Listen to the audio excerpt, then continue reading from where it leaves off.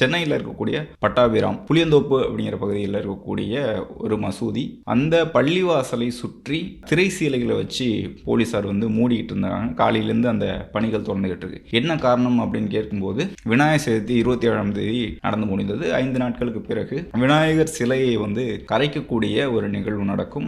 அதற்காக ஊர்வலமாக எடுத்துட்டு போடுவாங்க. விநாயகர் சிலை எடுத்துட்டு வருவாங்க. அப்போ அசம்பாவிதம், ஒரு கலவரம், மற்ற மதங்களுக்கு எதிரான ஒரு வெறுப்பு பிரச்சாரம் அப்படி ஒன்று நடக்கும். அதனால ஒரு பிரச்சனை நடக்கும். அதனால மசூதிகளை நாங்கள் திரைசீலை வச்சு மூடுறோம் அப்படின்ட்டு காவல்துறை தரப்புல இருந்து விளக்கம் கொடுக்குறாங்க. இது வழக்கமா எங்க நடக்கும்? பிஜேபி ஆளக்கூடிய மாநிலங்கள்ல அப்படிங்கிற பிரச்சாரத்தை தான் திமுக தொடர்ந்து செஞ்சுக்கிட்டே இருக்குங்க. பாருங்க, மசூதியை மூடுறாங்க, அங்க பாருங்க அங்க பாதுகாப்பு இல்லை, கலவரம் ஏற்படுறதுக்காகவே இந்த மாதிரி ஊர்வலங்கள் நடத்துறாங்க அப்படின்ட்டு திமுக பிஜேபி ஆளக்கூடிய மாநிலங்களை விமர்சனம் பண்ணி நம்ம பார்த்துருக்கோம். ஆனா தமிழ்நாட்டிலேயும் இந்த சம்பவம் நடக்குது. அதுவும் திராவிட மாடல் அரசு காவல்துறை மசூதியை திரைசீலை வைத்து மூடக்கூடிய நிகழ்வுகள் ஈடுபடுறாங்க அப்படிங்கிறத நீங்க புரிஞ்சுக்கணும்.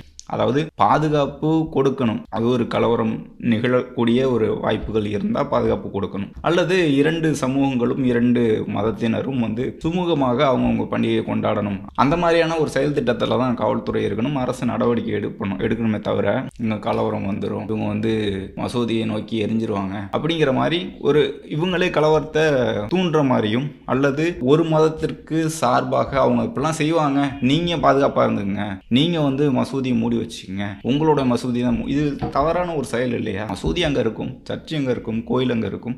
அவங்கவுங்க பண்டிகையை அவங்கவுங்க கொண்டாடிட்டு போகிறாங்க.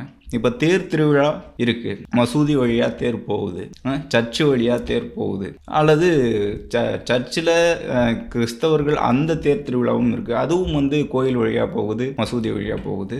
தமிழ்நாட்டை பொறுத்த வரைக்கும் இந்த கலவரம் இல்லாமல் தானே இருக்குது. அங்கே ஒன்றும் இங்கே ஒன்றும் நடந்திருக்கு. ஆனால் நீங்கள் வாண்டடாக போயிட்டு மூடணும் அப்படிங்கிற ஒரு தேவை இருக்கா? அப்போ நீங்கள் என்ன சொல்ல வரீங்க? நாங்கள் கலவரம் செய்யக்கூடியவர்களை தடுக்க முடியாது, அவங்க மீது வழக்கு பதிவு செய்ய முடியாது, அவங்கள நம்மளால் தொட முடியாது, அவங்கள ஒன்றுமே பண்ண முடியாது, அதனால் நீங்கள் மசூதி துணியை போட்டு மூடிக்கிங்க. நாளைக்கு ஏதாச்சும் எடுத்து எரிஞ்சிட்டாங்கன்னா, பூவை எடுத்து எரிஞ்சிட்டாங்கன்னா, ஏதோ ஒரு கலர் பொடி எடுத்து தூவிட்டாங்கன்னா என்ன பண்ணுறது அப்படின்ட்டு பிஜேபி என்ன அரசியலை செய்யுதோ, பிஜேபி மாநிலங்களில் என்ன அரசியல் இருக்கோ, அதே தான் ஸ்டாலின் அவர்களுடைய ஆட்சியிலையும் நடக்குது அப்படின்னு பார்க்க முடியுது.